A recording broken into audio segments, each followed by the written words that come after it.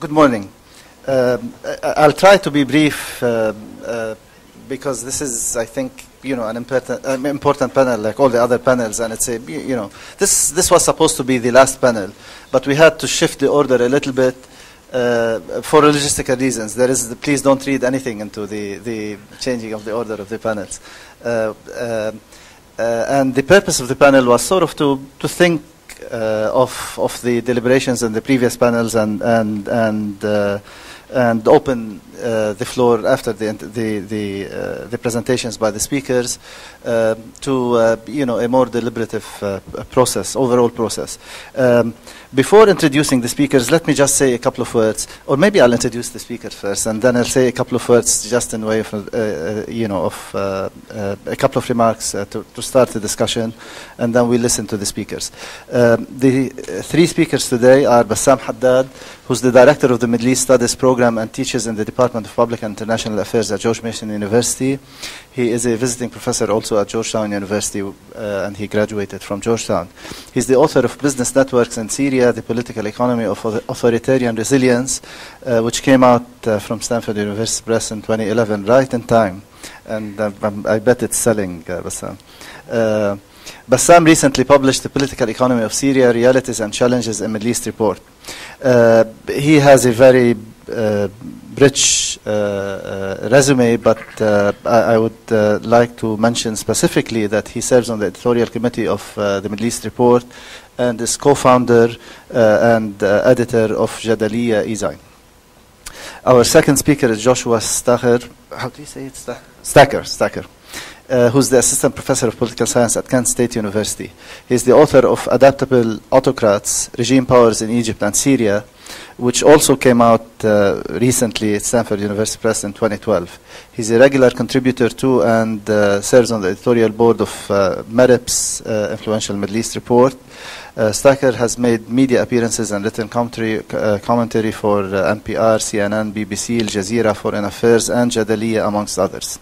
And last but not least, Rams Ray is the third speaker. He's the author of Food, Farming, and Freedom, Sowing the Arab Spring, which came out from Just Word Books in 2011. He's also author of War Diary, Lebanon 2006, also came out Just Word Books in 2011. He's a professor in the Department of Landscape Design and Ecosystem Management in the Faculty of Agriculture and Food Sciences here at AUB. And he's a long-time activist for political and social justice. And Rayan just told me that each speaker has only 15 minutes to speak. I'll take 1 or 2 minutes before we start. We've been talking, we've heard quite a bit in the discussions of the last 2 days about change versus radical change and the extent to which the change that's taking place in the region is radical. Is it radical enough? Is it irreversible? And so on and so forth. There are clearly many elements, both within and without the region, that will resist this change, that are clearly currently resisting this change, trying to ensure that it doesn't result in radical full transformation. There are attempts to contain it, there are attempts to tame it, and even attempts to abort it. We've had discussions of various attempts to save other allies and to prevent the contagion of change from going to other states in the region. Perhaps also one way of containing or aborting the changes that are taking place is to ensure that some of the emerging states turn into failed states. So in a way, this is one way of making sure that this change is halted. Questions have already been raised about assessment of the change that took place in Libya. Also, and the whole larger issue of change, which is driven by internal forces, and the role of foreign intervention, and how to assess that and how to think of that.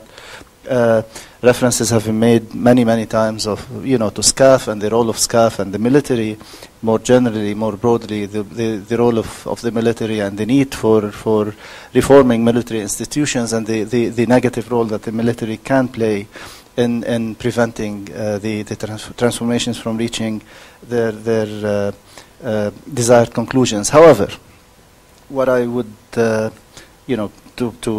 quote Issam, there is the wild card. There is always this wild card, and which I hope by now is not as wild as we would like to think. I mean, as some would like to think.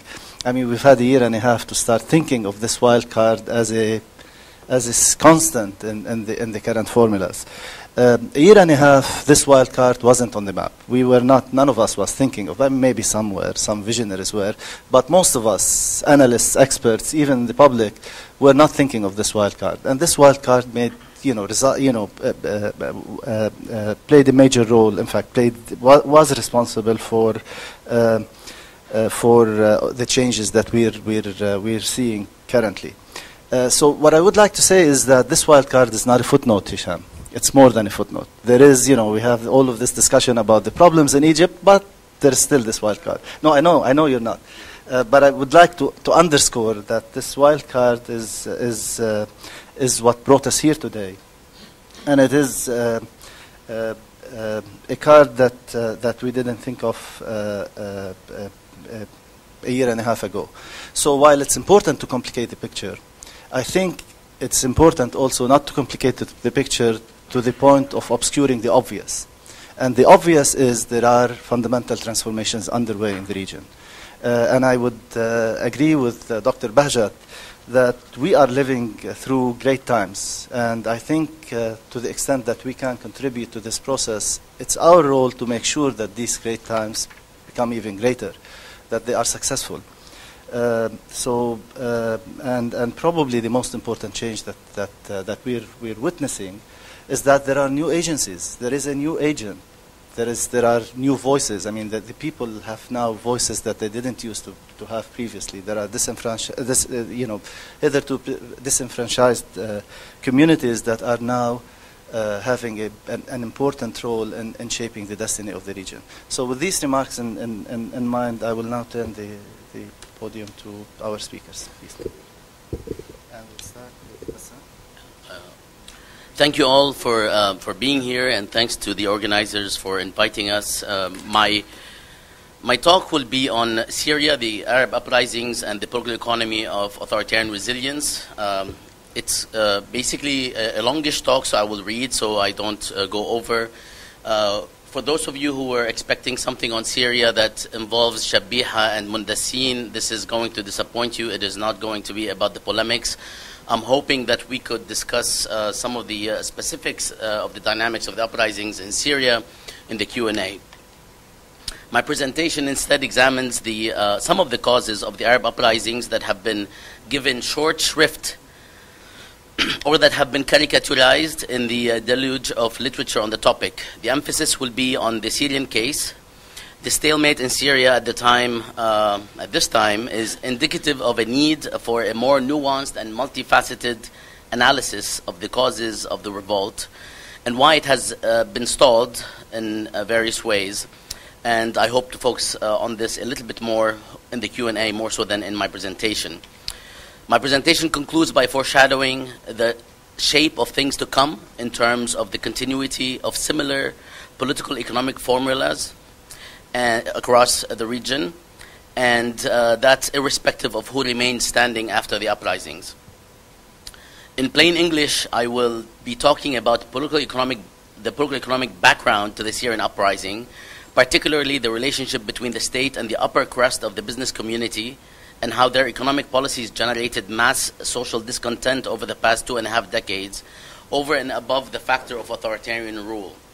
The Tunisian and Egyptian presidents unified and galvanized this discontent in time and place to produce unprecedented social mobilization in Syria, even if Syria was not as ripe for the same kind of mass uprisings throughout all sectors within Syria, all sectors, all regions and classes. I focus on political economic considerations because they will come back to haunt the countries in which uprisings took place.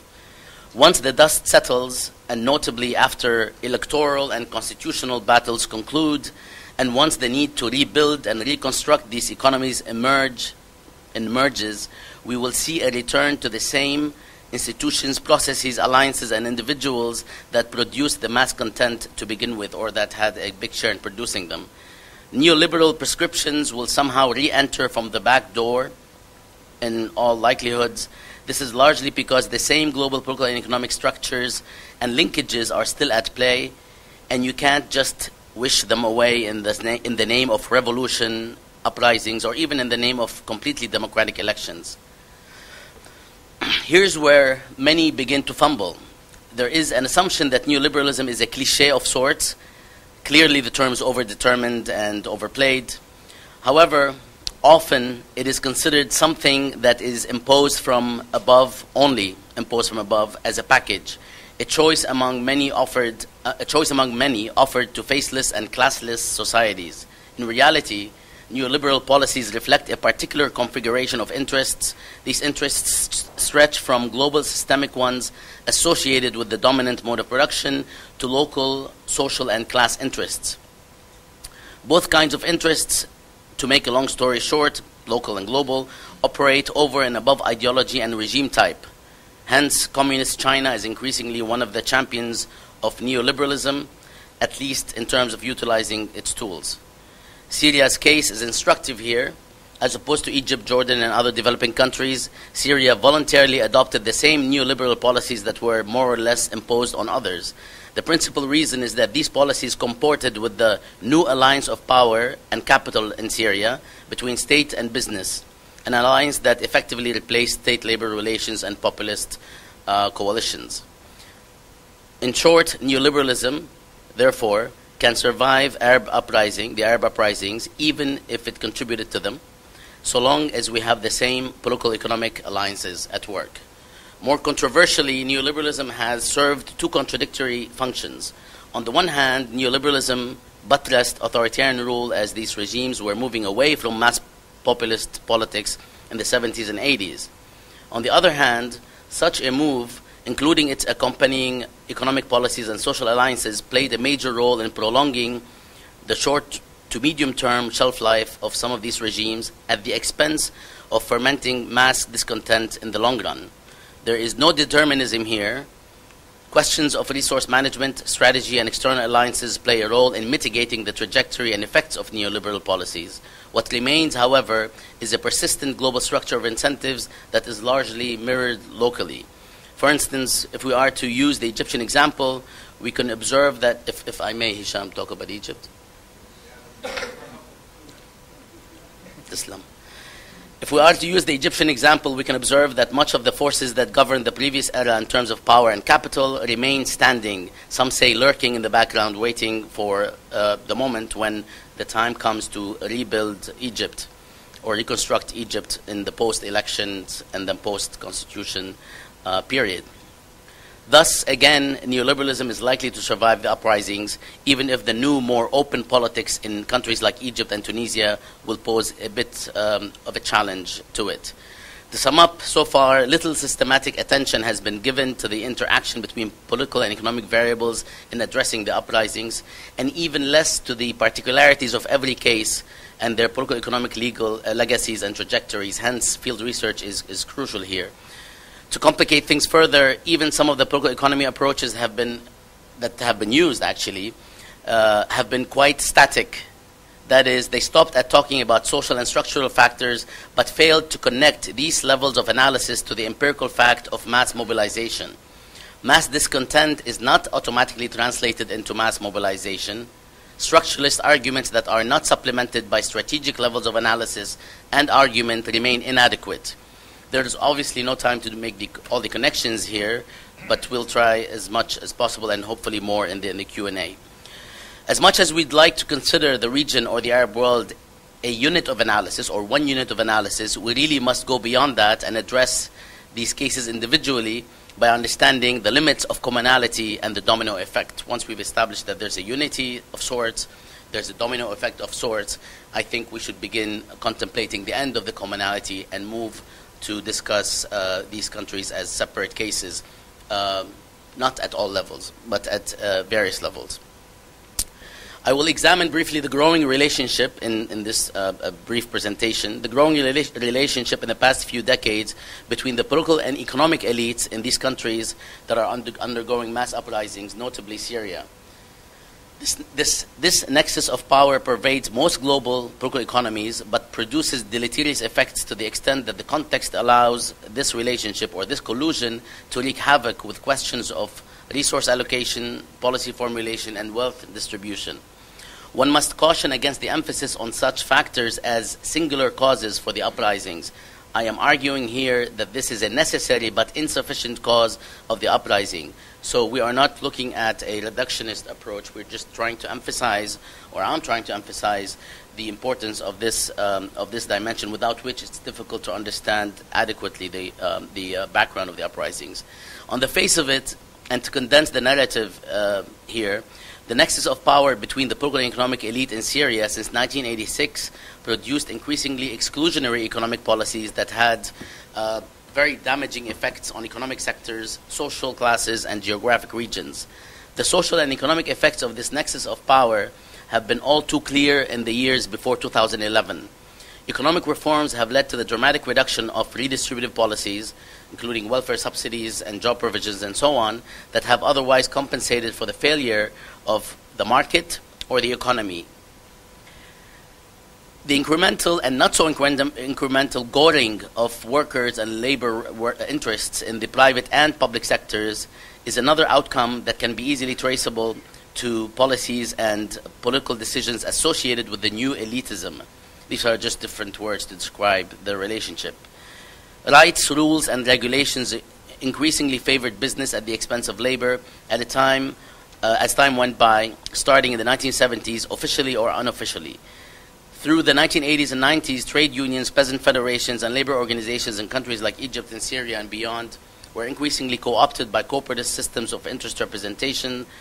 They were then either neutralized or completely marginalized. And I'm assuming and hoping that my colleague Rami is going to, Dr. Zray, will be discussing Abu Ali.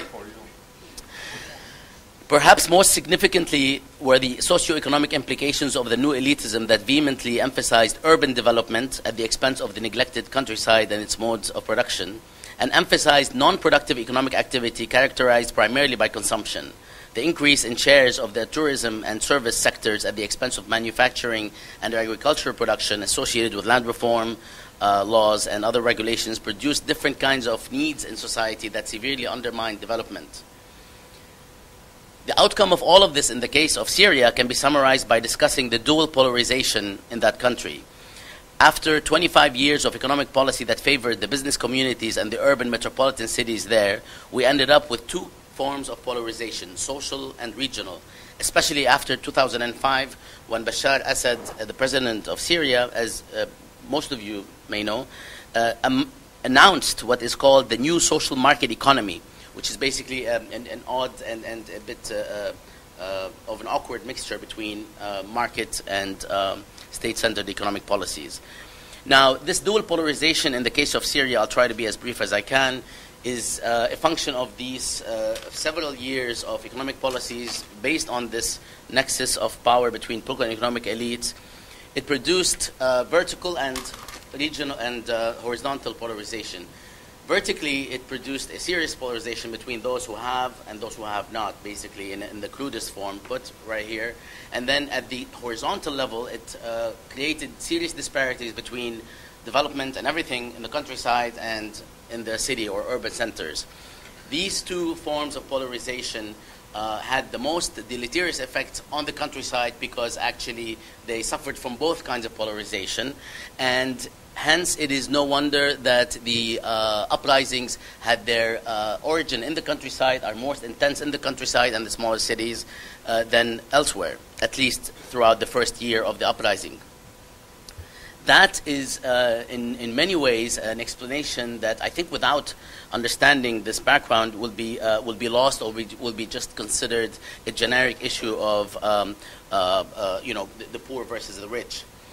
Now, it's also important to add to this some natural factors that are not necessarily policy-oriented in their origins, including the drought that struck Syria in 2003, 2004, and continued for several years, which produced, according to various analysts, anywhere between 800 to 1.2 million internal migration or immigrants from the countryside to the smaller cities or to the metropolitan cities.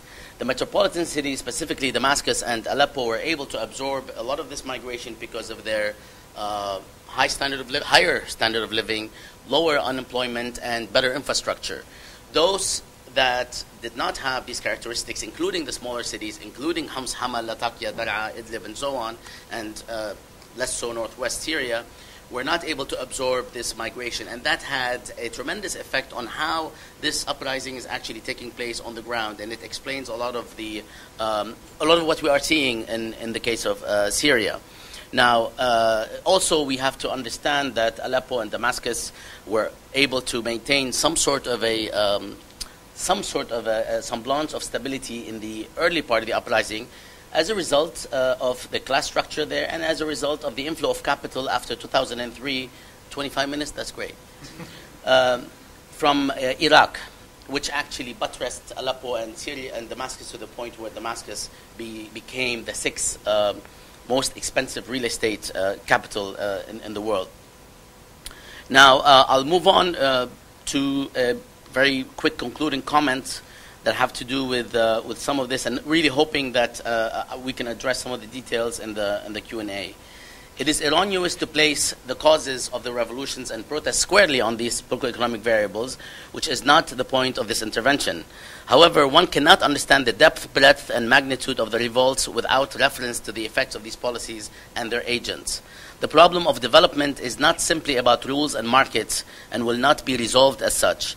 Whatever else is at work, the most egregious problem stem from various and continuing forms of political and economic disempowerment and denial of self-determination at the individual and collective levels. This new elitism was not the only source of these problems, but a guarantee that they will fester if alternative agencies and institutions do not develop locally, regionally, and internationally. Hence, the really deep-seated problem we have at our hands, even if these uprisings produced elections and quote-unquote democracies.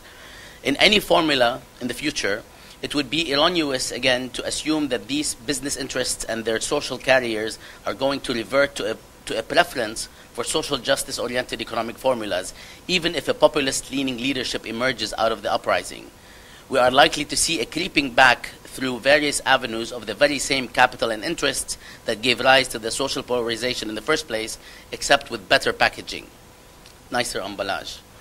This is not necessarily deterministic, but it is not likely that the rebuilding of these polities will ignore these business interests unless the structural power of capital is balanced by a process of robust institutional empowerment of hitherto excluded stakeholders.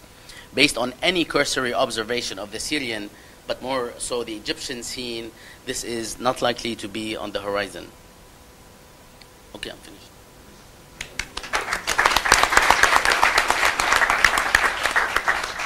I haven't met Bassam till a day ago, and it just turns out we have the same talk, except that I don't have any SAT word in it. So I'll just repeat it in my own words. The thing is that, the question was about authoritarianism and revolutions. That was the issue that was posed. And I work on rural areas and agrarian and the life of agrarian people as an activist first, and also as an academician who looks at these things to analyze them and try to make sense of them with the perspective of changing the world, not just make sense of them with the perspective of publishing them and getting promoted, because I've gone through that already before Ahmed came.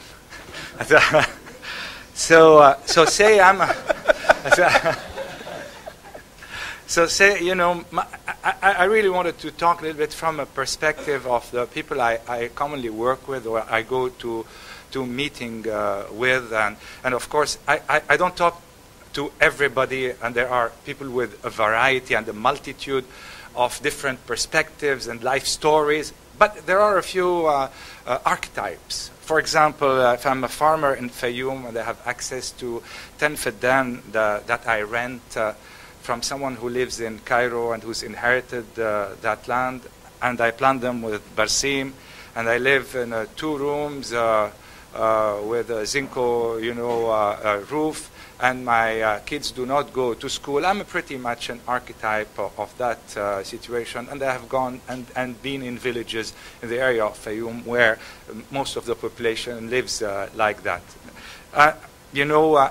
Also, I'm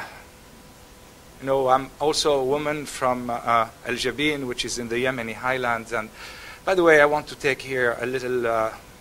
Sometimes I know I don't have a lot of time, but I mean we can't let something go when we talk about the uprisings from our academic situation here in Beirut without noting that one of the countries in which there has been an uprising that's been unfolding and with a lot of violence, Yemen, is going through one of the worst famines of its history.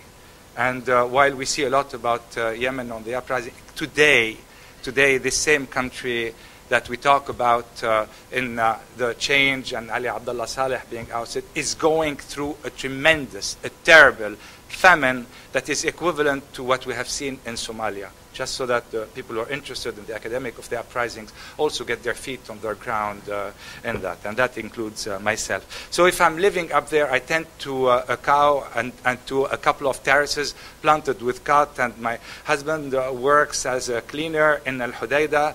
And what does the revolution mean to me? Or what is my relationship? And I'm also a Bedouin from Al-Raqqa in Syria, and the drought in the past 8 years has completely decimated the flock I work with.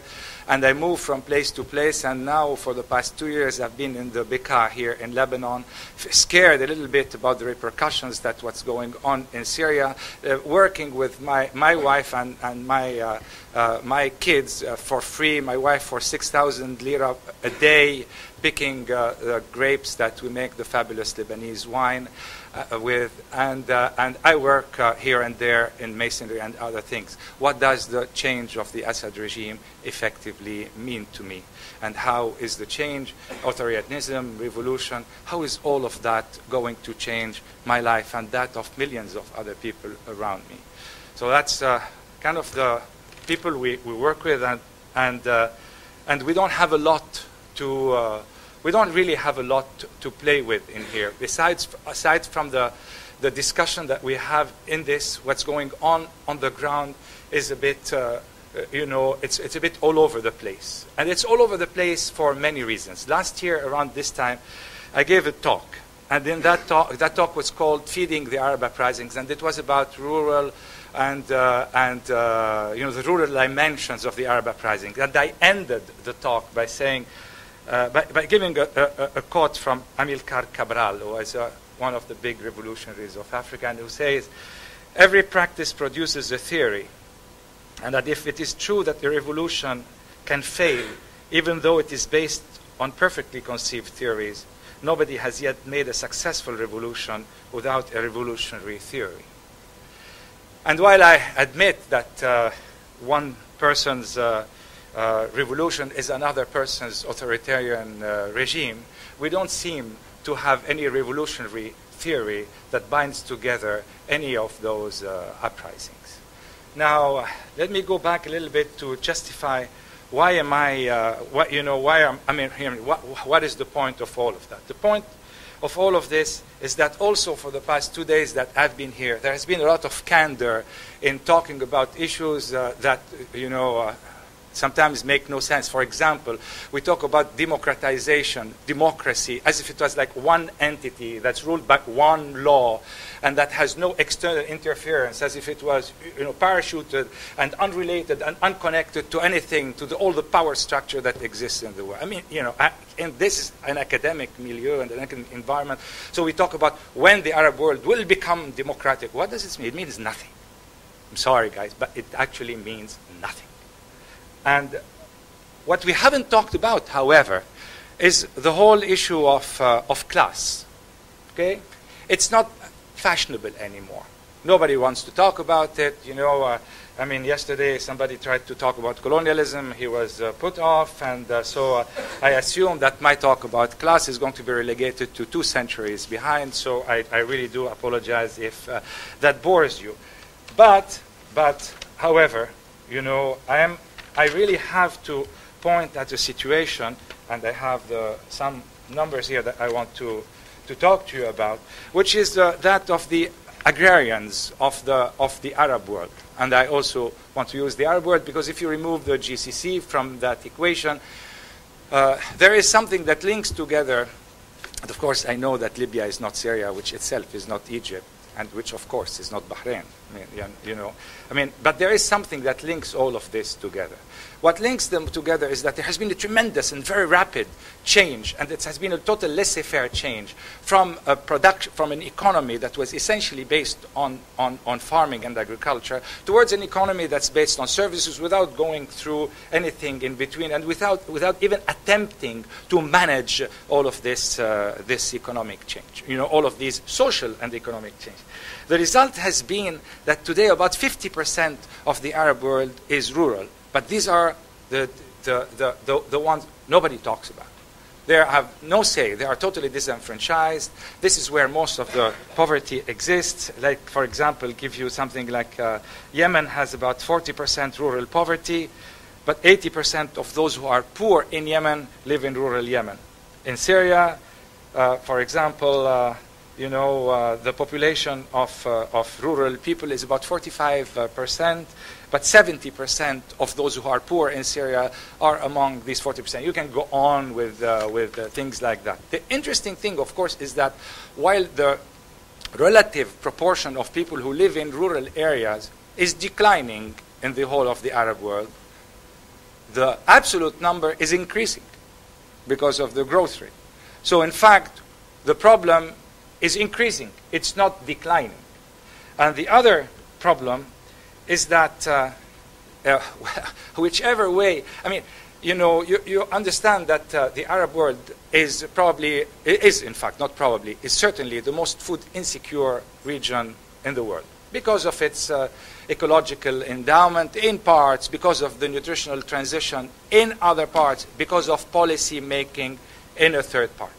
So essentially, whenever the conventional, and by conventional I mean UN, World Bank, etc., organizations want to talk about food security, we try to improve trade. There is cheap food outside, let's go and buy it. You can produce your own food. I have no problem with that. Essentially, really. If you want to do that, fine. There is no problem at all. Let's do it. You still will have to tell me, what do I do with 50% of the Arab population who is busy producing food and whose import of subsidized food is completely destroying their livelihood and their food system. So I don't know what to do with them because we tried having them migrate, but in Greece they're beating them now, and in France they're being marginalized, and everywhere they go nobody wants to receive any new migrants anywhere they want. So we really have a problem here at our hand, and this problem becomes a problem in the squares of the city, and in the squares of the city they make a revolution that has actually no program, that has no end, that has no point, and then you find yourself, as the gentleman here said, with in the intensive care, and you find yourself in a situation where, as Tariq rightly pointed out, what is the medication and who's the doctor that you want to call. And my take on this is, I'm sorry, you don't have health insurance. So, that is exactly where we are today in the Arab world. And in this, historically, and I will end here because then we can talk more about this later. In this, historically, authoritarian revolution have made no sense to the people who are suffering the most. They have made only sense in the replacement of the ruling class by a class that is connected to international capital, to global corporations, which is waiting to bring in external investments and to use that in order to improve their class positions. But the situation of the lower class, of the agrarians, has there is no hope for it to change in the near future, considering the fact that there is no ideology on which any of our movement, no revolutionary ideologies, because there are some ideologies that are bringing people together, but there is no revolutionary ideology that is being used in order to guide the revolution here and there. One last word here about the role of the new players, essentially the Islamists, because they're declared as being, the big winners of the Arab uprisings. I'm not so sure about that, but let's say that in the short term, they may very well be. So while the Islamists are religious believers, they are economic atheists. So use this as much as you want in order to be able to comprehend what is coming in terms of class and in terms of the improvement of the livelihood of those who deserve it most. Thank you very much.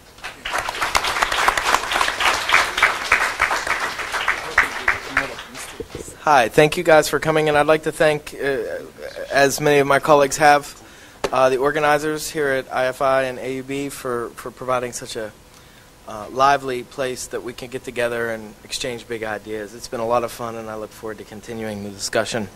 I'd like to reiterate something that I was thinking about and talking to some of my colleagues about that Rami mentioned. This whole idea about transitions away from democracy is incredibly problematic. And it's problematic because of the sense of, where it's transitioning to. And this whole notion of democracy is just really something I don't really conceive of when I'm thinking about my own scholarship, or because I think it's way too value-laden whenever we're thinking about what we're watching. And perhaps this is where sort of, one of my questions to Toby was directed yesterday about, right now I think my analysis is very much geared to trying to get the story right as it's going on right now.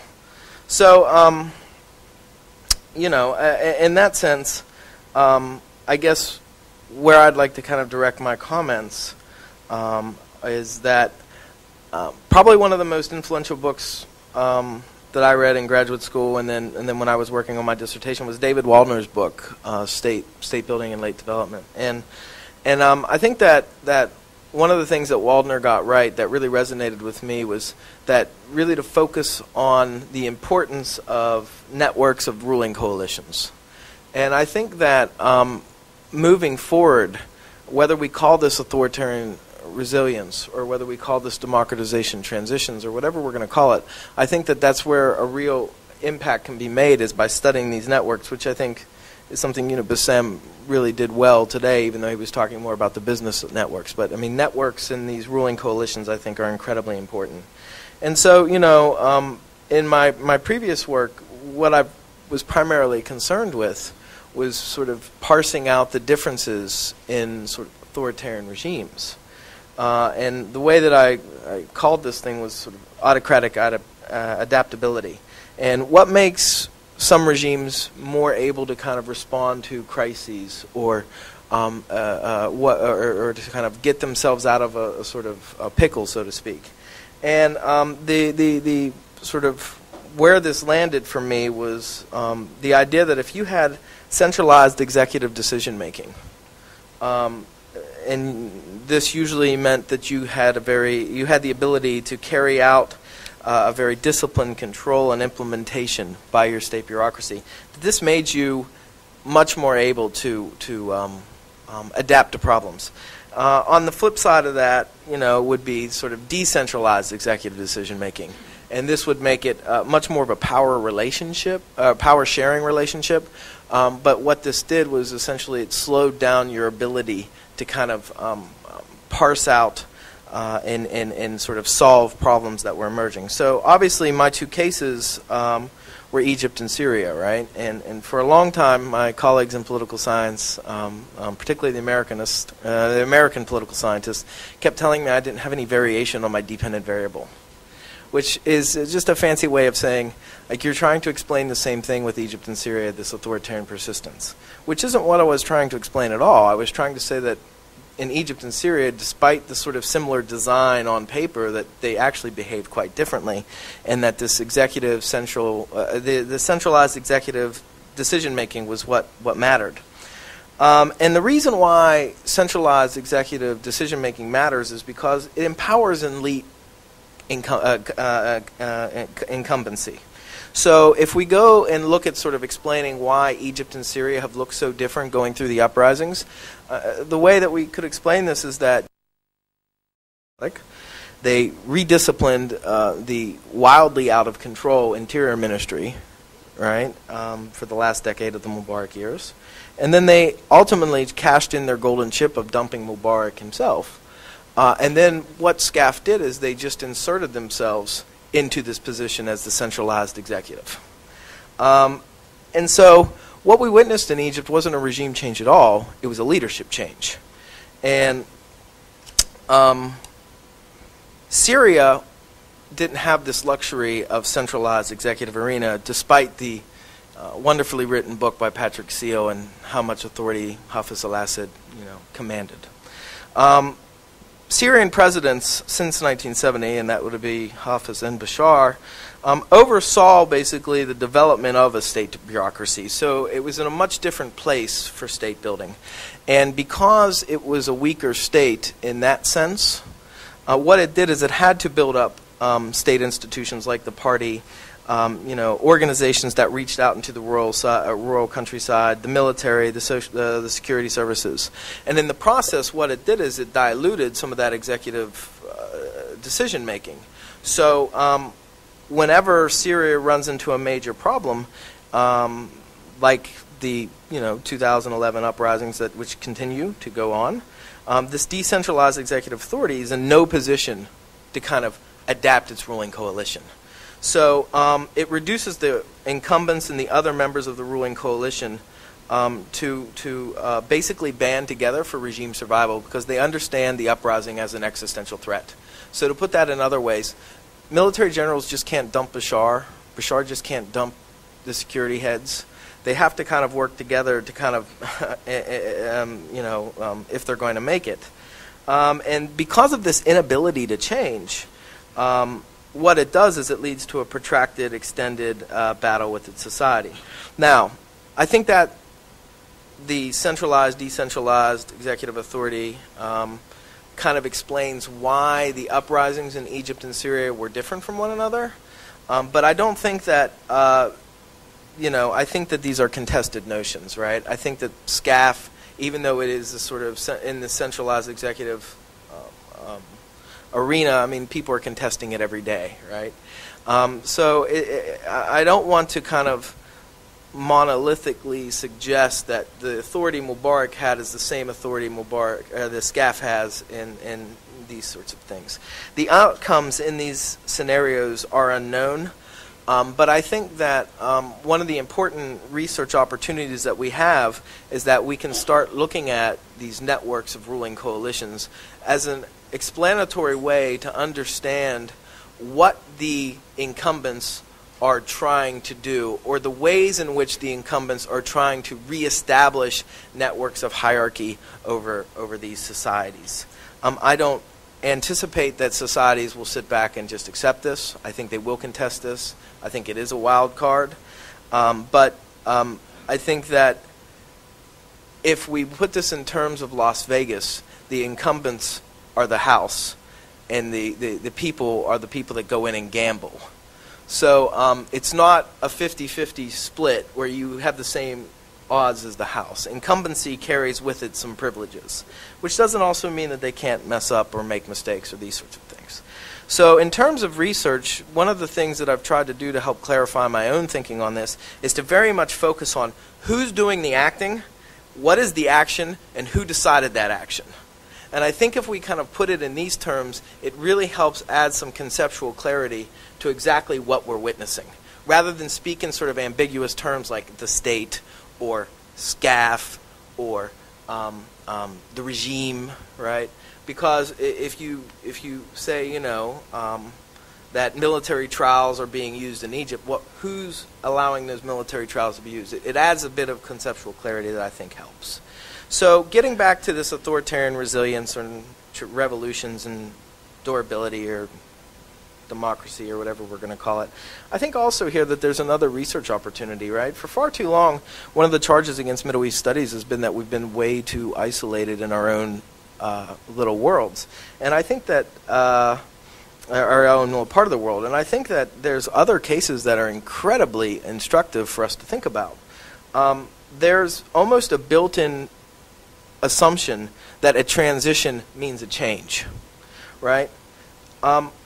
What I guess I would argue is that there have been far more continuities with these transitions than there have been changes. And this isn't necessarily an exception to the Arab world. I think if you look at Romania, if you look at Serbia, Ukraine, Indonesia, Kyrgyzstan, these are all places that have also experienced popular mobilizations that even produced sort of leadership changes that have somehow reverted back to being exclusionary in their sort of designs. So I guess this is a real moment for us to kind of think about some of these other places that have experienced this and learn some of the lessons from those cases like Indonesia or Serbia. And there again, I think the network analysis of elites becomes instructive. The reason why I don't think that we've witnessed anything incredibly transformative at this stage, and I don't want to block the idea that something might happen down the road, is essentially that the state bureaucracies, particularly in Egypt, are utterly unreformed and unreconstructed.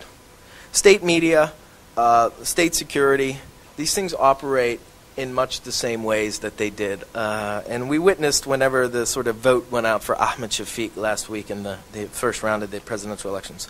The class hierarchies are utterly unchanged.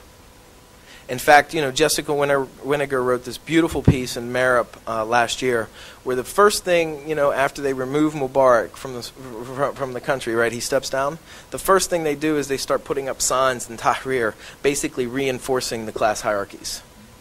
Right? As a sign that, like, they might have gotten rid of Mubarak, but wait, we still need some sort of order.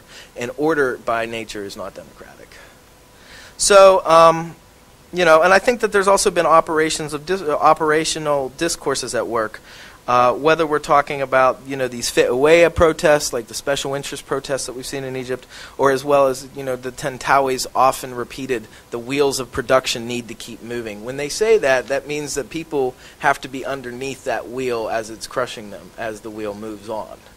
So, I do believe that there is this struggle, and I think that mass politics are definitely at work. I guess I'm not really sold that this is a novelty. I lived in Mubarak's Egypt for a long time, and there was always resistance going on in subversion from the population at all times. There's definitely more space for people to articulate themselves, but I think that this can lead to atomization just as much as it can lead to some sort of unified front. And I think in terms of my research and where I'd like to keep focused is that the key point is that who exercises power, who exercises incumbent-like power, is really important because they have this ability to control the dynamics and create new realities on the ground, right? And so by the time that you react to what they've just done, they can recreate a new reality on the ground and change the rules of the game. And I think that's why the incumbents have this sort of, house-like ability to kind of, the house-like favors that allow them to kind of win out more often than they lose. And, because if we look at the case of Egypt, right, we now have elected representative institutions, and soon, very soon, there'll be an elected president, and it's entirely unclear that either the parliament or the new executive is going to have this executive-like authority to actually govern. And so at that point, I think that we have to focus at where the actual power is where it's actually situated. And at this point, my intention is to keep focusing on SCAF because it's the one that's designing the it's the one that's designing the political sphere, right? It's the one that's playing on these social cleavages in the country. It's the one that's sort of manipulating the economic situation, right? Like, because, for instance, yesterday and all over Cairo, there was gas shortages, right? Petro shortages. Guess who controls all the petrochemicals in Egypt? SCAF, right? I mean, so, you know, what they're doing is they're just, you know, there's not a worldwide shortage of petrol, right? Just in Zamalek and Mahdi and Heliopolis. So, you know, they're also the ones that are involved in sort of policing, repression, and so, you know, the demands of the revolution were socioeconomic. They were about police repression. They were about these concepts of dignity. But what Egyptians were really sort of revolting against, and many other people in the Arab world were revolting against, are these exclusive elite arenas that Mubarak had. And the problem is that the Muslim Brotherhood very willingly joined up with SCAF, and they worked together to demobilize the protesters. And once they had demobilized the protesters, then it became a game between the Brotherhood and the SCAF about how do we divide up the spoils. I wish I could claim credit for that idea, but that's Hisham's idea. I stole it from him.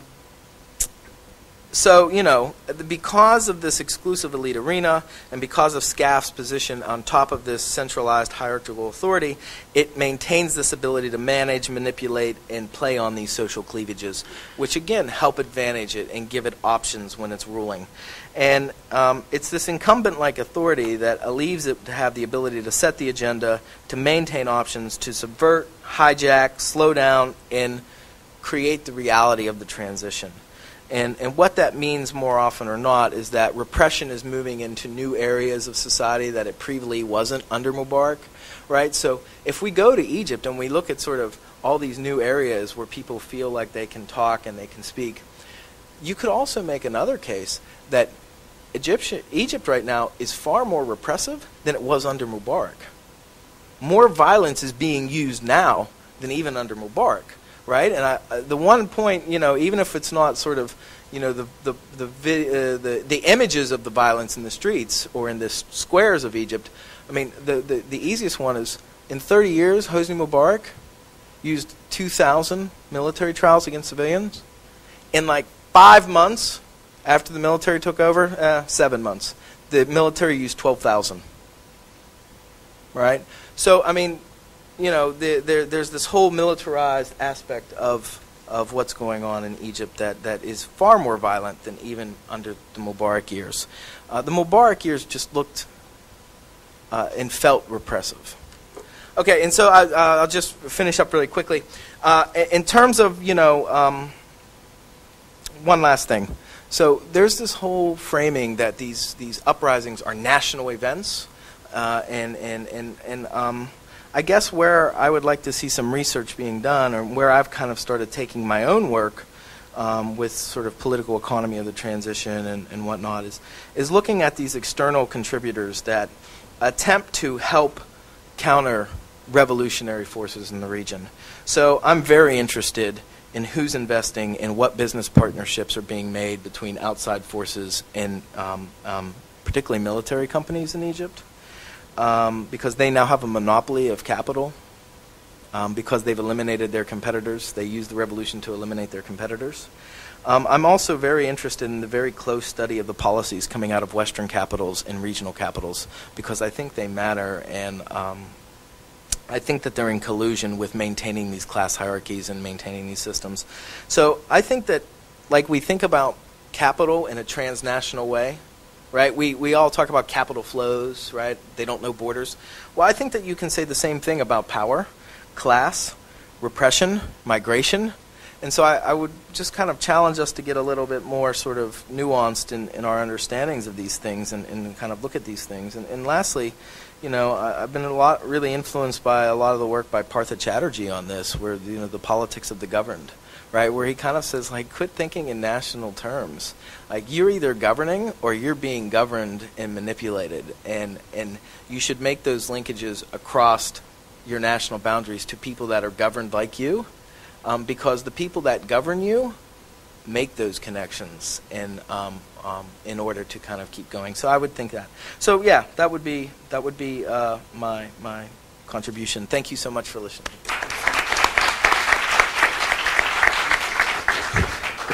I will ask a quick question, and then I will do the same. We'll have a set of 5 questions each, and, you know, we'll have What we heard from Bassam is that neoliberalism is likely to survive the uprisings. Rami talked specifically from the perspective of the rural communities, which are 50% or whatever, something in that order. The main question, and I presume this applies not just to the rural communities, Rami, but you would argue that it applies to everyone. What does this? What do these uprisings mean to me? And Joshua again made an argument that there is nothing incredibly transformative at this stage. Started hinting though towards the end, but my question to all of you, and Joshua, you started sort of talking about things to do, is maybe to reframe the question a little bit. Instead of asking what does all of this mean to me, perhaps the question should be what needs to be done so that what's happening now means something to me. Again, to sort of dramatize the issue a little bit, Rami, you said, you quoted the famous quote that no revolution can succeed without a revolutionary theory. So should we put everything on hold until there is a revolutionary theory, or is there something else that could be done in the meanwhile? It seems to me, and I know that this is not your intention, and I think there is value in being a little more sober in analyzing, because there are certainly sobering things that are happening, in so many different ways. But someone listening to you could come out and thinking that what's happening is a disaster, and probably we should keep things as they are. And I know none of you is saying this. So my question to you is, what should we do? And we will. And we're all saying it must be. There must be something. Must be maybe, yeah. So the question is, and please, Nada, and we'll take questions. Thank you, Ahmed. Thank you, everyone. That was really interesting. I'm going to grill Rami, since I understood I had the benefit of being grilled without my presence, and then we'll take it up later. But this notion of the lack of revolutionary ideology behind the uprisings, I want to refer to the labor movements in Tunisia and Egypt in particular. And maybe the demands, for example, the 6 April, the April 6 movement in Mahalla, which was one of, I would say, the driving forces at a small. Maybe they were local, sectoral, immediate, specific demands. Maybe there was not the consciousness of national movements or an ideology of revolution per se. But I would say that those were seminal in their own place. And the question is then, because the secular independent trade union leaders proved unelectable after that in Tunisia, where I know a few who stood and failed miserably, and then in Egypt, where the trade union leaders who were new and independent actually had to join the list of the Muslim Brotherhoods to enter parliament. So what will make the difference? This is really going back to Ahmed's question, because I don't think we want to end up in the negative place of saying it's all not been worth it. I don't think anyone's saying that. But the real issue is what will make a difference, and I agree with you entirely. We're talking about the medium to the longer term in that one. We have Toby first, then Zia, then Ahmad, then Hamna. And we will, so Toby, and then we'll do a second round. Thanks, Ahmed. Josh, I want to link your comments on sort of the extension of repression in Egypt with this morning's panel, because there seems to me to be not a contradiction, but an interesting tension in the way you talked about the limits of American power as it becomes increasingly militarized, and yet you don't seem to apply the same kind of interpretation that as Egypt becomes increasingly militarized and dependent on violence, that's not an indication of the potential limits of Egyptian political authority. Which is to say that if SCAF, I think there's actually something else going on. I think you're right that structurally, SCAF has replaced Mubarak. The nuts and bolts are largely the same. But that's not just a leadership change. But if we think about political authority and state power as being based on the old Weberian model of who controls the means of violence, violence has become much more public, and it's become much more important to the legitimacy of SCAF. It's just ability to project it. But is that, and to sort of reintroduce this morning, is that sustainable in the long term, or does it create the conditions of its own opposition? Right? What does it generate? And what we've seen in Egypt is fascinating. right? We've seen a turn away from various kinds of politics that dominated 6 months ago, the resilience of protesters in Tahrir. People have not wilted in the face of military oppression. Right? There's been an ongoing effort to reclaim the mantle of the revolution and to reassert the authority of certain kinds of social networks and movements against the regime. So again, maybe it's the historian in me. I'm not ready to declare an end to things because this is a brief moment. And the broader sort of evolution of the Arab uprisings. And Rami, I imagine you're probably going to come to this, but in response to the various questions put to you so far, but do you think there is the possibility in the midst of all of this for the creation of a revolutionary theory that includes precisely the people that you talk to regularly and who so far haven't articulated a connection either to the broader political game or to the uprisings that challenge it? Toby, can you please also attack me so I can attack you? I think you've further undermined the credibility of political science this morning.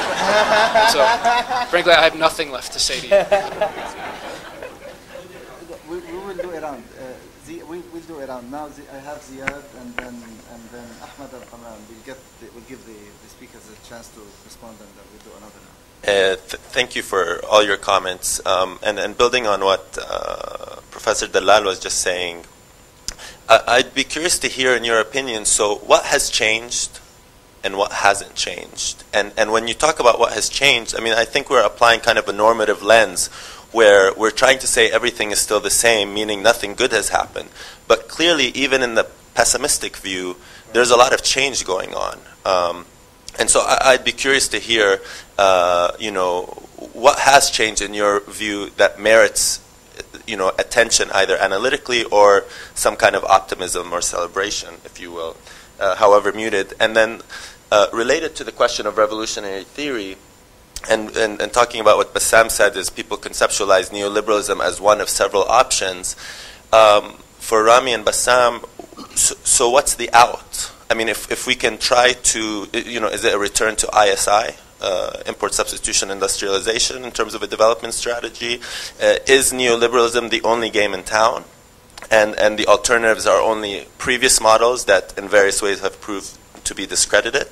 Or are there elements of what a different developmental model, building on what Nada was saying yesterday, where the idea of creating a floor to build on as opposed to social safety nets, what would some elements of that look like? And I know that's the hypothetical and the wishful thinking, but I, as someone who studies political economy, sometimes has a problem imagining what an alternative political economy would look like, other than that people are treated better. But what does that political economy look like? And yeah, I'd like to hear about that from you guys. Well, I think we have shown, all of us, including myself, total bias against the transformation that is going on in the area. And we are not even touching the surface of the changes that have been taking place. I mean, you remark that they are, for instance, economic atheists, shows very much how much you don't know their economic thought and theories as well, and how they link their moral order to distribution of wealth and so forth. So what you are talking about is totally wrong and has nothing to do. The issues have been brought up, the class issue and the other issues, they have been constant. They are not new, and they are not coming up now. The issue of women yesterday that was brought up, rural migrations and all of this, poverty belts and so forth. What's new? You are having a new Islamic discourse that is empowering people, and this is very central and important. Now, whether you look at that discourse as conservative, as I do, and that's what I said yesterday, but I was not yesterday denying the importance and I think the historical change that is happening within the typologies of Islamic thought. I mean, historically it has been more or less going along with authoritarian structures. And now we are seeing the interpretation of Islam itself is subject to common interpretation, to popular interpretation. And that in itself, at an epistemological level, is very important. And therefore, the adoption of certain doctrines including them in new Islamic formation, and try to implement them, I think is central and very important. When we talk about the Arab world, we cannot exclude the Gulf. The Gulf is going through also important changes we may not see. And we are only in the second year of the transformation. I mean, we have not even started the real changes that we hope that will be accomplished. And so far, if we only going to look positively at what we call revolutionary, being secular and being socialist, or being, we want to categorize what a revolutionary is or is not, I think this is where we are falling in a trap, where I think Ahmed has been trying to tell us, look more, see maybe there is more transformation going on. I think maybe I was guilty of doing the same yesterday, but I wasn't trying to say no changes, but I'm saying what is happening also, that within that discourse, there's a new conflict that may dominate and divert the positive aspect of the changes. This is what I'm afraid of. So I just want to bring in this point to show that maybe we should look beyond the categories that we are using. I mean, of course, colonialism is important, and post-colonialism is important, and now we are going through post-neoliberalism as well, and the dislocation in the world is affecting the region, and the privatization of the public sector. I mean, Egypt was not only a rural society; it has industries, a lot of industries, and they were dismantled by Mubarak and his cronies. And that was part of I think, what led to. But I think, again, I'm repeating myself, we should focus a lot about, in terms of theory at least, about the discourse that is engulfing the changes that are going on. Thank you. Very quickly, I have a question for both Josh and Bassam, and then one for Rami. Josh, you mentioned David Waldner's very important book, and one of the arguments he makes in there is a lot depends on the timing in which the elite incorporate the popular classes. If they incorporate and establish these networks with the popular classes before they capture power, we're more likely to end up in more representative democratic political systems. If they incorporate popular classes after they capture power, once they're secure in their hold on power, we're more likely to end up with dictatorships, as in Syria and Turkey.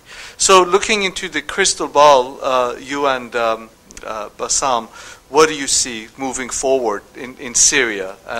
I think I know your answer, but I would like to hear kind of your thoughts on this idea a little more in terms of the linkages that are being forged between contenders for power and the popular classes, using Waldner's framework. Rami, much has been said on this. I'll just add a little bit. My understanding of revolutions is that there are three ideal kinds of revolutions. One is like the French and the Iranian Revolution that are spontaneous.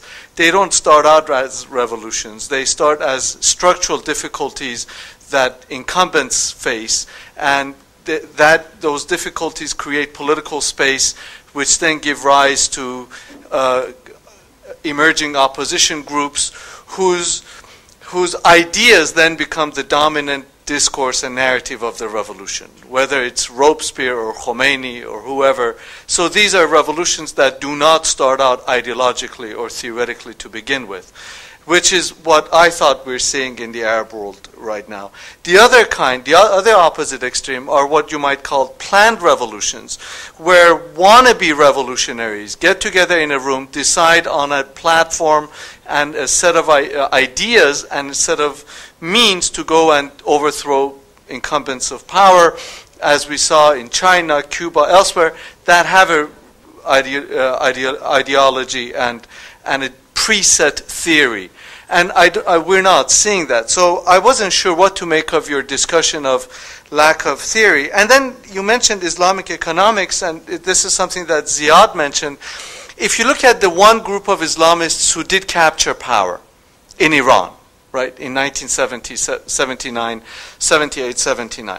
I remember as a young man, I was really excited reading these interesting ideas that these revolutionaries had about Islamic economics. And in my teen years, I was trying to decide what ism defined me, and I thought I had found it. These ideas that these guys were espousing, Tawhidi economics and this and that, and then they came to power, and we saw how they've delivered. It's statism, populism, ISI, not a heck of a lot different. And I'm not sure what it was that we're looking at, but I think the Iranian example might be instructive in terms of how Islamists have delivered on their economic promises.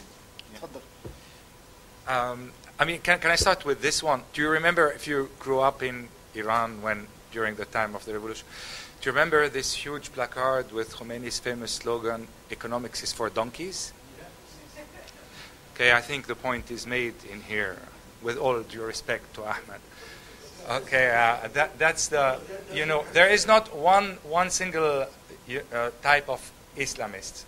And it is not that Islamist movement do not have a theoretical approach to economics, which is part of the life and to how to deal with money. It is that economy, or the readjustment of economic power relations, is not the main driver of the revolution. This is what I meant, Ahmed. That is, yes.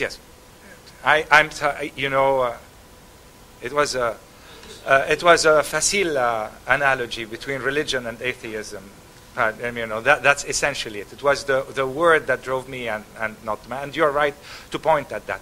But the essence of what I'm saying and the essence of what Mahran has just put forward is that economics is the item that is most quickly dropped. Because in the Iranian Revolution, it is only the alliance with the Bazaris that allowed the revolution to actually succeed, and become strengthened. And then it is the takeover by the revolutionary guards of the economy of the country, not unlike what SCAF does, with some differences due to location and place, etc. But in general, economic justice, it does not appear to be the reason. While there are embedded within Islamist theory economic aspects on redistribution of wealth, on charity, etc., that we all know about. So that was essentially it, and I think that's dealt with. And my personal interest, and you're right, we're biased, absolutely, and I certainly am. And if a revolution is not going to bring about class justice, well, I'd be damned if I call it one. And that's about it. That's where it stops. Do you think? I mean, I am not saying that nothing has changed. I'm not saying that change has not been, in some aspects, positive. I'm not saying that the grounds that have been made are not fertile. Okay? But I'm saying that the way power has been transferred and to whom it has been transferred to does not seem to indicate that class justice is what we're going towards. And I talk as somebody who actually is an activist and works and does theoretical work on issues that have to do with class justice. That's true.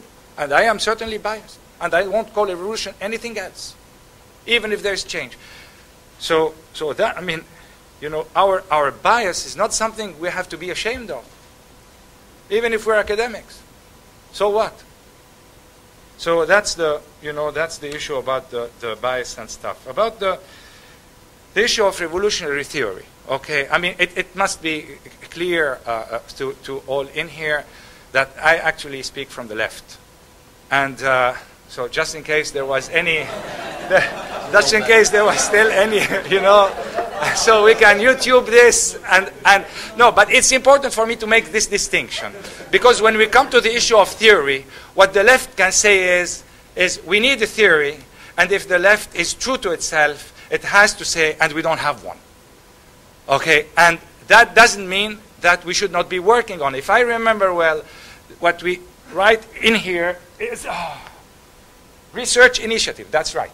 Okay, so if anybody in here is interested in this alternative political theory based on that, that's exactly what I had put in my own, semi-fictional creative way on the table in here. Is that indeed the current theories, as Bassam said, is Tina, there is no alternative to neoliberalism and post-neoliberalism and post-postmodern neoliberalism, whatever you want to call it. But this seems to have become the world catechism. That's true, you know. But do we accept it? I mean, it's fundamentally unjust. How can we accept that? How can this be acceptable? And it should not be, and it certainly should not be to academicians. Because our roles as researchers is to actually push that envelope in order to improve human condition and society. So that is our role. But certainly we did fail. For 30 years we worked here in South Lebanon with tobacco farmers, with tobacco workers. What is left from us? Block votes towards Islamists. That's what's left. So our failures that do not mean, Malish, sorry, yani, but I'm not, this is not political. Ahmed, yeah, it's not against you. Okay. What is the question? What? I gave you the question. You may not need, ya Habibi. It is my time here. Ahmed. It is this is now my mic. You listen to me. Okay? It's now my mic. Okay? Please. So the issue of the theory, the evolutionary theory, is the issue that we need to be looking at, taking into account all the different changes, including the Islamist environment that exists in here and the fact that it can mobilize a lot of people.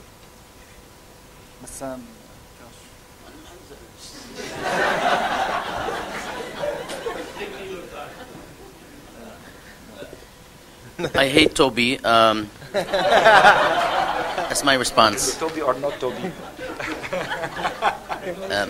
Toby or not Toby? I guess I will just address what Ziad asked, and that is, what is the out? And my first instinct is to oppose grand narratives in general. So the neoliberal narrative and reality, in my view, is what needs to be dismantled, not replaced. I mean, this is the whole problem, is that, in my view, the left, quote unquote, or much of the left has tried to replace these kinds of grand narratives, which invariably will involve the same kinds of exploitations, but from different angles, and so on and so forth. So I am more into dismantling and decentralizing than replacing. So I really cannot propose an alternative per se. What I could say, and what I'd like to say, is that there is no substitute to organizing and organization among hitherto excluded and exploited and marginalized sectors and stakeholders. One positive development of the uprisings is the increasing space, if not a risk-free space, but the increasing space for such organizing. The problem, in my view, is structural, and while we might use big words in talking about the larger picture, when we talk about what to do, I prefer to use smaller words and to actually act in ways that are practical. So the problem is structural, and in my view, you cannot cut yourself off from the global economy. You cannot just wish to cut yourself off, because you'll suffocate yourself.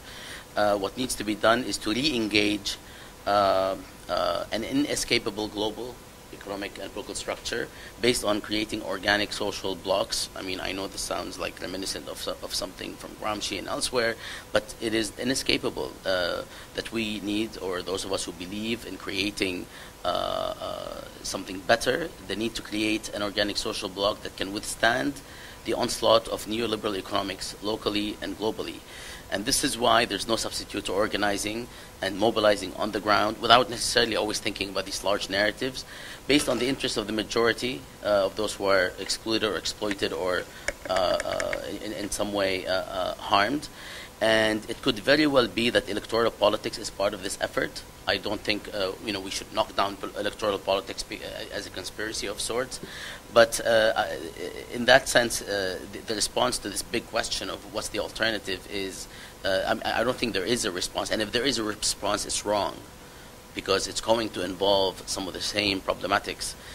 So in the response to that question, I would push for this idea of organizing on the ground locally. The problem in all of this, and in my discussion, which was specific, is that we are not addressing questions of relations of power, of imperialism, or questions of grand conflicts and resistance to hegemonies and so on, and the extent to which all of these things impede the very basic and simple idea of organizing on the ground to respond to the interests of the exploited.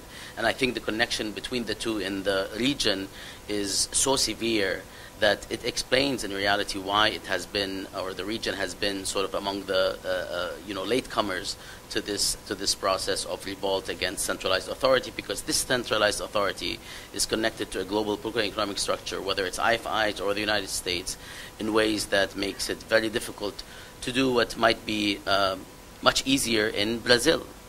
Consider what's been happening in Brazil in general in the past few years, and it does reflect like a successful or a partially successful attempt at dealing with neoliberalism. And that's why a lot of people in our region, especially when it comes to the cases like Syria, either privilege the question of conspiracy, which doesn't mean that doesn't exist, but privilege it at the expense of everything else, and then you have the others that privilege individual freedoms and perhaps even collective freedoms at the level of economics without much attention to these larger issues of imperialism, hegemony, and so on. So this, requires, as Dr. Bahjat said, another symposium. Thank you. In terms of what needs to be done, I guess I have 2 points, right? I tend to kind of do as much activism in my scholarship as possible. I never ever assume that any Egyptian in Egypt struggling or not struggling against the regime ever reads a word that I write or cares about what I think. Instead, what I do is try to listen to what they're saying and amplify in the part of the world that I live in some of the struggles that they're going through. And so, in terms of what that means in a sort of direct way is, we're sitting in a room with a lot of like-minded people. Where back in the States, there's a lot of different people who are involved in policy discussions, who want to sit around and say, the Egyptian transition, it's lovely. The generals, they're cute, right? And or you have other people, maybe political scientists, right, that want to sit around and count things, like election turnout. That's nice. It just doesn't mean anything if the election's meaningless. So I'm involved in those sorts of debates in combating that nonsense. That's why I'm pushing for a sort of more transnational research agenda. I also am very conscious about what I write. I don't want to ever jeopardize or hurt people that are struggling for greater inclusivity in their societies. So I'm very cautious about not jeopardizing the people that are trying to do that. So, those are just sort of my guidelines. I don't know if that's concrete enough for what you're asking or not. And in terms of Toby, you're right to point out the tension. And I think maybe, this could lead to us thinking about complicating repression, right? Or the concept of repression. Because, I agree, Hannah Arendt, right? Where there's power and there's violence, where you have one, the other's absent, right? Absolutely. When you're using repression, it's weakness. However, I don't think that all repression means that it's sort of out of control, right? You can use repression strategically to discipline your society. And I think it happens in the United States, the same that it happens in Egypt. And I think that when we look at the repression that's been deployed, particularly on the orders of SCAF since February 11th, it's not Iraq-like civil war. Like once the sectarian violence starts, they can't stop it, right? It's very on and off. They pull it on and off. Or whether it's sectarian or whether they're talking about foreign policy or whether they're talking about protests. I guess the problem that SCAF has been able to strategically use violence in a way that there's been an acceptance of this violence, this public violence, like when it comes to protesters or these sorts of things. And I think that's the kind of scary part. So when protesters come out and say you're not fulfilling the demands of the revolution, and then they're like getting shot in the eye with birdshot, you know, the more and more common refrain is like, that's not outrageous. It's like, well, those kids are up to no good anyway. Or right when they're publishing these pictures of the woman in the blue bra, and then, you know, some general comes out the next day and goes, we would never do that to a woman, like, irrespective of the photograph, right? So I guess it's this repression, of course, is a sign of weakness, but I think also it can be used strategically in a way that can help demonize dissent. You know, is it sustainable? Yeah, long term, like absolutely not, right? Is it sowing the seeds of its own opposition? Or is there going to be political learning? Absolutely. But, you know, I guess this tension that we're not probably going to be able to resolve in Beirut or down the road is, I mean, yeah, I mean, you see things in larger chunks of time than I do. I have no clue what Egypt will look like in 10 years. I don't know what Egypt will look like in 5 years. I have a pretty good idea. Since the pattern that SCAF has developed in the last 18 months, I have a pretty good idea of what SCAF's intentions are, right? And I also have a pretty good idea that as intelligent as the protesters have been and the opposition has been, it hasn't been very good at subverting SCAF's intentions. And you know, you see this all the time when SCAF makes some sort of concession. Usually the concession doesn't result in a real transfer of like executive authority or a sort of diminishing of their executive authority. It's usually some sort of piecemeal thing. Like, you know, and I'll give you the example of the emergency law, right? Yesterday. Like, there's all these people running around celebrating that emergency law is now lifted in Egypt after 31 years. The problem was it wasn't lifted, it's expired, right? And the military doesn't need it to govern anyway. So, you know, in some respects, even these victories are not, you know, so I guess I'm much more interested in sort of analyzing the sort of moment and fighting these larger narratives back in the States against people. What has changed? I mean, a lot has changed. I would echo what Rami said. I'm not trying to minimize the very valiant and brave achievements of activists who did things that I can't comprehend ever doing myself, right? Standing up to authority in these ways, right? But, I mean, that said, you know, I think that there's an inherent danger when we start talking about transitions to, like, run after the change rather than focus on the continuity. So I guess my analysis is much more focused on the continuity, but I don't mean to disregard or disrespect any sort of wider changes that are happening. And, you know, again, I'm reminded, somebody told me, one of my colleagues who works on Germany told me, when Mubarak resigned, he was like, why aren't you more happy? And I'm like, well, because the military's taking over and I don't think this is going to be a good thing. And he said, well, you know, we kind of thought the same thing in sort of when the Berlin Wall fell. Like, East Germany wasn't, you know, it didn't change like that. But, you know, 20 years later, you know, it looked completely different. And I guess in 20 years later, I'll make arguments about how that change happened or what was the breaking point that SCAF actually sort of like, they finally got rid of them. But right now, I don't see that fulcrum being pulled out. And you know, lastly, to Mehran, I mean, the Waldner book, yeah, I mean, in terms of, I think that what we've witnessed, if we're thinking in sort of Waldner-esque ways, is, you know, Syria having this sort of incorporation of wide incorporation of society after they had captured power. But over time, this has gotten progressively smaller. And I thought Bassem did an excellent job of kind of showing that. You know, I think the regime of Bashar al-Assad is dead on arrival. You know, I don't think he can ever govern in a sort of non-violent way again. But that doesn't mean I think that regime's going anywhere in the near term without a foreign intervention, which I'm utterly against. So, you know,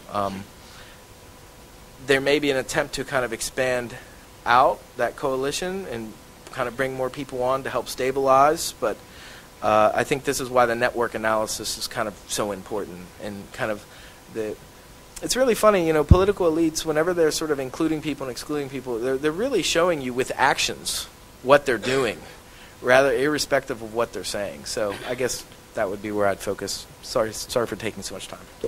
We have 10 minutes left, so we'll have a round of questions, but please be as brief as possible, and then we'll give the speakers 2 minutes each for closing remarks. I have Sami and then Tariq, and please go ahead. Yes, I have.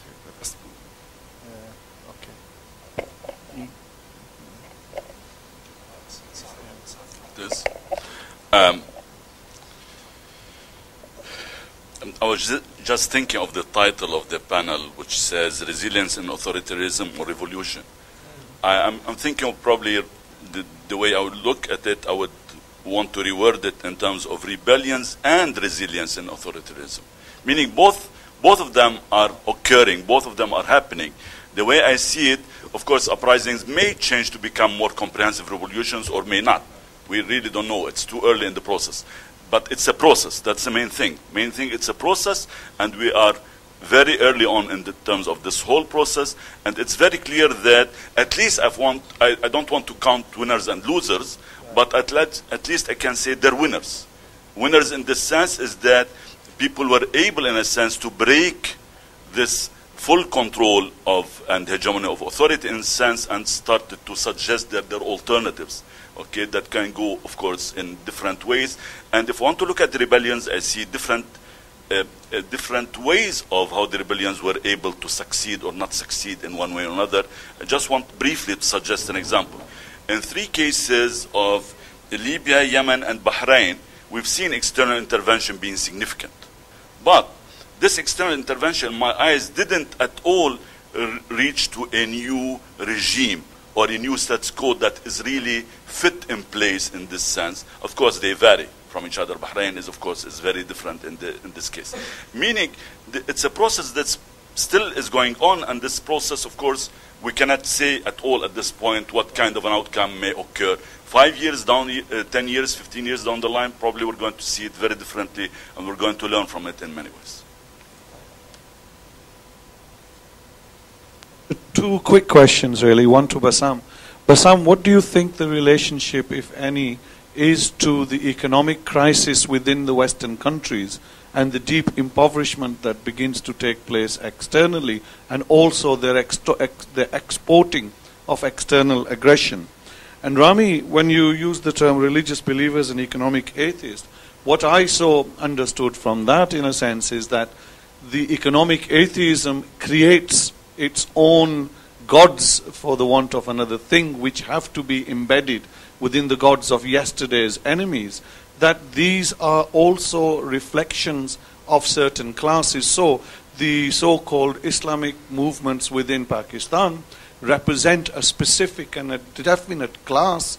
These are classes of those who can't get anywhere because the people educated in the West and Western educated elites are so utterly tied within the interest of the empire that when the economics begins to unfold, that the political alliances, and as they are reflected in economic and political arenas, they take on what appears at the first sight a sort of a religious turn.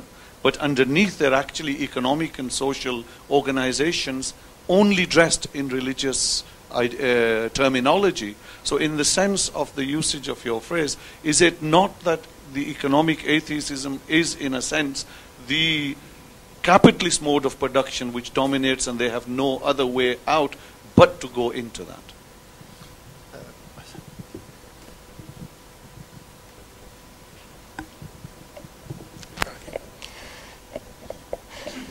I think this is one of the most important panels for the research initiative, because it is raising what kind of paradigm we use to evaluate what is going on. And we might differ a lot about that. I think Josh was right to bring in the simplicity of the transition paradigm. I mean, these people have produced a lot, ignored the Middle East. I think somebody talked about Middle East exceptionalism. They are rushing back now and going to emphasize simplicity, linearity about democracy and all of that. So it is good to come back and criticize that. I think Bassam also bringing in the structural factors. Regimes were not just up in the air, they were rooted in interests, and they continue. I mean, we have a front runner in Egypt that was the last prime minister of Mubarak. I mean, you can't show it more than that. But I think some of the panelists are losing because they are overselling their point of view about continuity. I think we are still in the process of dialectics between continuity and change, and the verdict hasn't been there. I like, as any academic, I like to work with data and then reach conclusions. I take Egypt. There have been 58 trials of 183 gurus of the regime, starting with the president and his sons. This might be fake. They might not be indicted. But for political culture, to see a president on his bed, on trial, and scandalized, I think that is important for the people who thought that a president is a pharaoh, is a semi-god. So that's change. Number two, in the parliament, there is as many as 81% of new MPs. Some of them I might not like, but this is a new blood in parliament. 81%. They don't come in their Mercedes. They come in taxis sometimes. So there is a change again in political culture. Number three, independent forces are now imposing conditions on the coming president. Tell him, these are the elements that we want you to respect. Now this is to be compared with presidents who used to be single candidate and come with 99% of the vote. I think you guys, it is important to, even when we are citizens and committed and all of that, to respect, not to be selective in the elements we choose.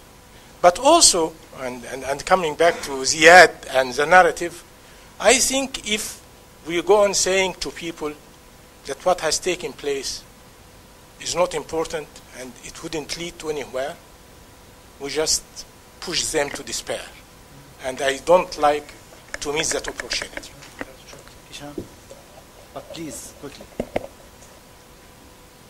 Well, I'll try to be as quick as possible, but I do think the point that I'm bringing up is important. And I'm saying this very modestly.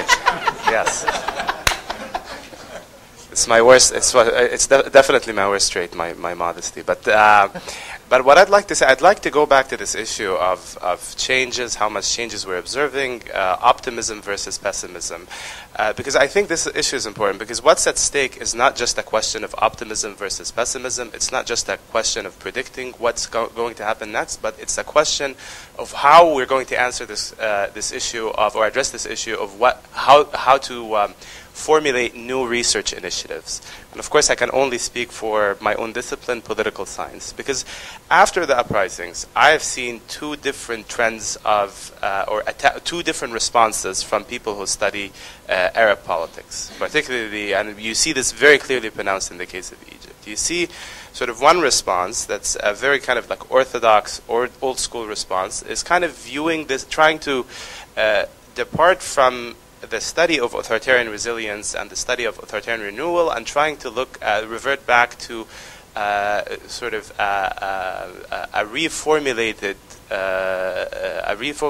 democratization approach, sort of readopting that democratization perspective, looking at how this new political arena in these countries are being constructed, looking at things like elections, looking at parliaments, constitutions, and looking at how these things are being negotiated, how these institutions are emerging, and looking at issues of representation, new political parties, looking at how these new institutions are being constructed, how they're holding together. This is how it's analyzing the ongoing struggle, analyzing it as a struggle for democratization, and of course, it comes with if I may say, it's a very kind of like NDI, IRI, democracy promotion type of perspective, and a perspective that I wouldn't say is inherently teleological, but lends itself to a great deal of teleology. So this is one perspective. Another trend that I see that perhaps is led by, or at least I see that tendency more in kind of younger scholars, especially scholars that I see out in the field, like younger scholars like Bassam, for example, who are very eager and very interested in studying power on its own terms. Who are not interested in imposing that type of structure, the democratization structure, on what they're looking at. It's not that they're trying to dismiss change, but they're actually trying to look at how the changes on the ground are reformulating or reinstituting power relations. If you actually viewed authoritarianism in Egypt, or if you viewed the system of domination as Hosni Mubarak, as the NDP, if you viewed it in the Arab world as Ali Abdullah Saleh or Zain al-Abidin and the ruling parties in these countries, then for sure things have changed, and things have changed completely. But if you viewed that system as a socioeconomic order, as an order of economic domination, as an exclusionary economic system, then not a whole lot has changed. And these are important issues that need to be brought up. And I think that's an important issue that, the pushback against this notion that changes have happened and that we need to record them somehow, I completely agree, but it's a question of what lens we're going to analyze these changes through. And I hope that the panelists can advance the discussion further, because it sounds to me like that's at the front and center of the objective of the forum. Thank you. Because of Hisham, I have to apologize to everyone else. We have to give the speakers a chance to respond and close this panel. I'm sorry. No, I took the names. I took the names. Do you want to stay for another 10 minutes? I'm sorry.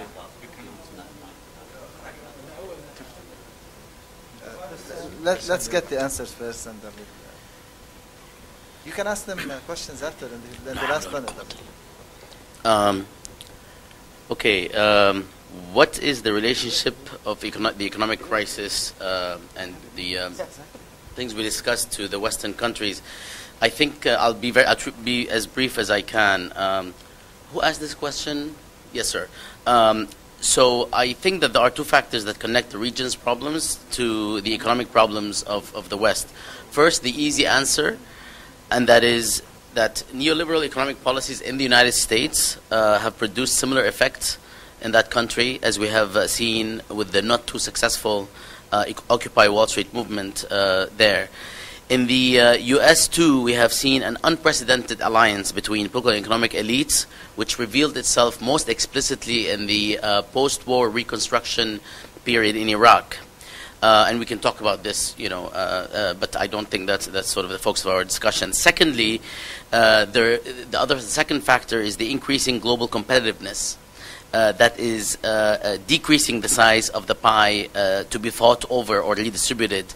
And the United States and the Western countries, by all measures and all statistics, stand to lose most as a result of this process. It doesn't mean that they are absolutely the worst affected, but they stand to lose most in relative terms as a result of this process. And I think that in terms of global international relations, or in terms of international relations, there is an attempt, especially in the United States and less so in Europe, to actually treat this issue by looking to various areas in the world and various regions where there's energy, resources, geopolitical or natural and otherwise, to sort of hit the brakes on the extent to which the United States is losing ground. I do not support the idea that many have, including the center-right, not just the left, that the U.S. is in, decline in the kind of in the absolutist sense and in the relative sense and so on. I think there definitely is a change, and I think it's too early to sound the death knell of American empire. So that's what I'd like to say, because I'd like to go on to the question of regimes that are rooted in interest that regimes that were rooted in interest that will continue, and then the question of continuity and change, and that overselling the continuity argument is what we might be doing. Personally, I am, well, first of all, if I were speaking to a rally like in Tahrir Square, I will not say any of this actually, because people will just will start throwing things at me. I'm not sure, shoes aren't expensive, like maybe bad tomatoes. And you know how symbolic shoes are in Arab culture. طبعا, of course, only in Arab culture. Only in Arab culture.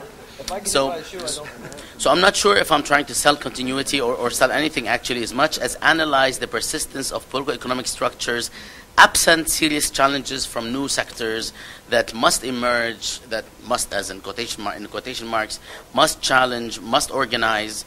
Otherwise, we will resemble many of the countries that we always criticize in the West as having democratic political systems and freedom of speech and so on, yet we criticize them for the same reasons why I am now careful about being too optimistic about the change. And just like Issam said, the idea here is not to mobilize people to do X, Y, Z in this room, but the idea is to pay attention to the unchanging structures that will remain in place unless something happens. So it's a contingency that might have presented itself, and I agree with that might have presented itself in depressing and pessimistic ways.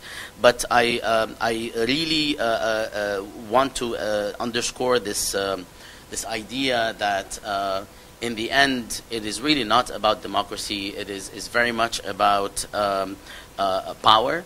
And it's about the institutions of power, and it's about the relationships between local and global institutions of power, and it's about how this manifests itself in real or actual alliances between officials, state officials usually, and capital holders. And my fear that in Cairo, as I have been doing research, my next book is really about Egypt and about business associations in Egypt and the relationship with the state.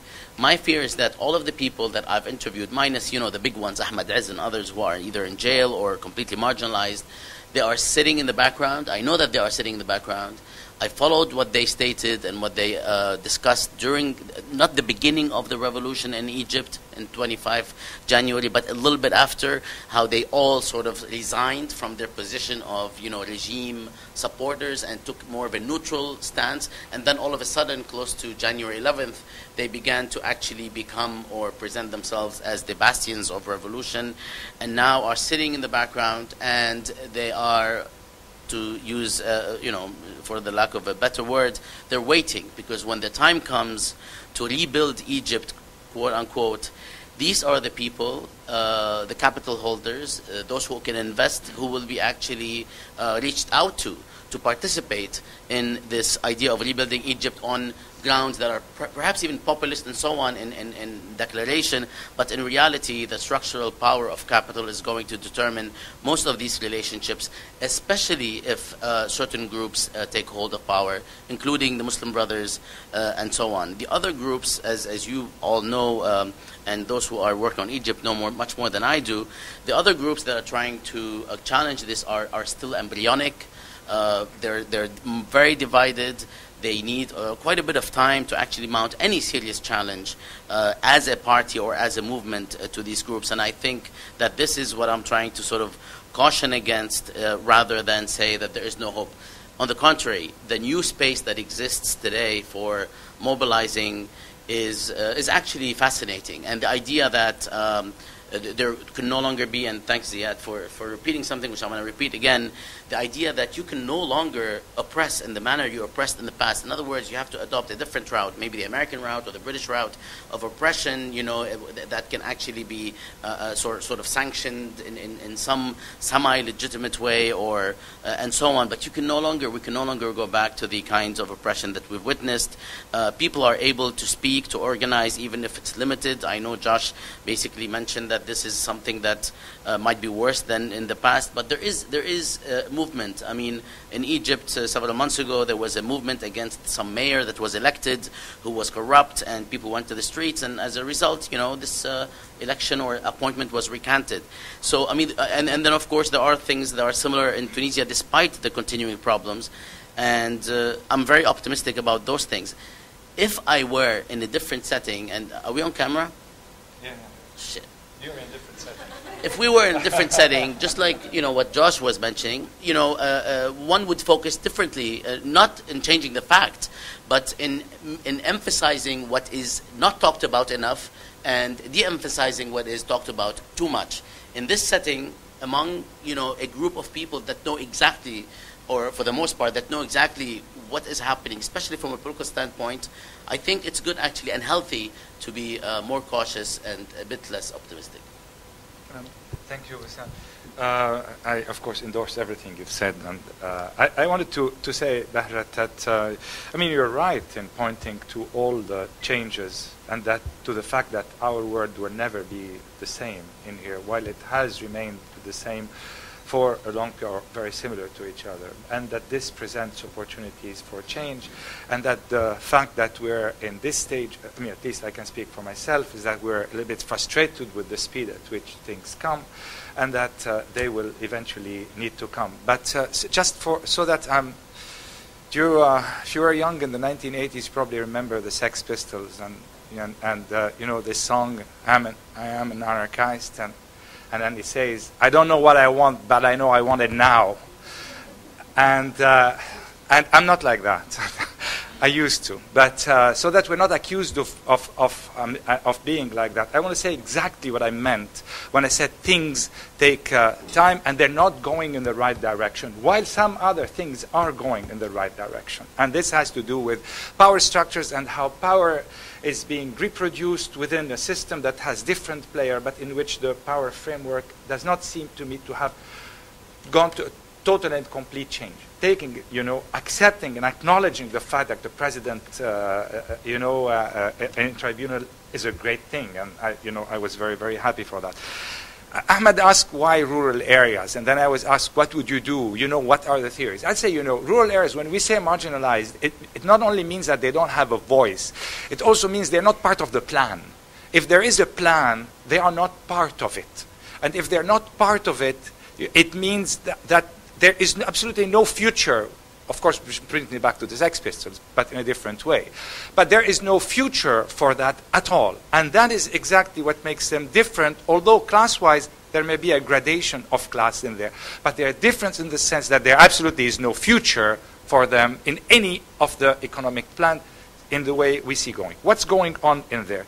What's going on is that traditionally there were very, very small farmers working on big land holdings. And for those of you who don't know, this region here has got, as a lump, one of the highest inequality in land distribution in the world. The Gini factor is one of the highest in the whole world. And in places like in Jordan, it's like 82, or 0.82, which is probably one of the 5 highest in the world in terms of land distribution. But land is very important for people who live in rural areas and who produce. And small farmers, who are the majority of these 50%, are losing, completely losing. They're losing to what? They're losing to a total replacement of the system in which they work by another system that's based on large-scale investment, capitalist agriculture, made by groups of people who have acquired land and who own land. So access to land, access to resources, how do we deal with that? Why is this happening? Well, there are also big interests with multinational corporations, themselves linked with the countries from which they are based, and linked with the compradorial classes. Hey, I've just used a leftist word again. And in the country in which they operate. So these classes have interests. Are these interests going to disappear with the changes we are seeing? They don't seem to be disappearing. Actors appear to be changing, but those changes, whether you have 82% new people who come in taxi within it, if they don't pass the right regulations, these things are not going to change. Now, what do we want to replace them with? Where there are theories. In fact, in terms of rural areas, there are theories that we can work on. My problem was that these theories don't exist in other places. Here we have right-to-food approaches, food sovereignty. I don't have time to get into all of that. Movimenti de Santiera, La Via Campesina, and moreover, they are internationally linked and well networked, and we're creating here with Egyptian comrades and with the Tunisian comrades and with Yemeni comrades links with the Arab Food Sovereignty Network in order to be able to campaign and to work and to mobilize and to be activists in this. And this is exactly where you need to work on some form of research. how do we deal with redistribution of land in a situation where today in the world land has got more value than all the trade in gold and in foreign currencies and in, I can't remember the third one, like much more than a lot of the economy. How do we deal with redistribution of this while all land reforms has failed before? How do we deal with that? How do we? We need to have it, okay? Private property seems to be also part of the new religion, whether be it in the Islamist or other movements. How do we deal with that? Practically, can somebody help with this? This is exactly when we say, what I mean when we say we need new research that can alleviate and provide new conditions to allow for these uprisings to turn into revolutions. Go ahead. I have to excuse myself, and then Rayan will moderate the rest. I'm sorry, I have to run to a meeting. This is a fascinating discussion, though, and I'll see you later.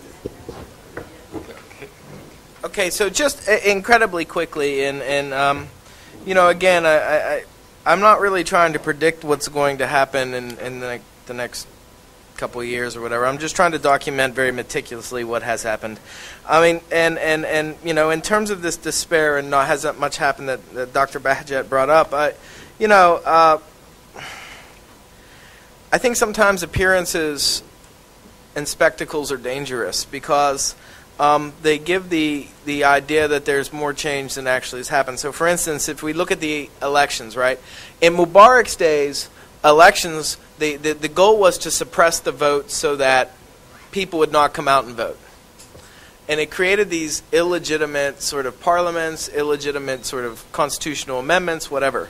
Now, SCAF has kind of adopted this ability. They want as many people participating in these things as possible, right? And the thing that worries me about higher turnout is the higher the turnout, the more legitimate SCAF has to actually use and deploy violence against people that are dissenting against them, because they can marginalize those voices.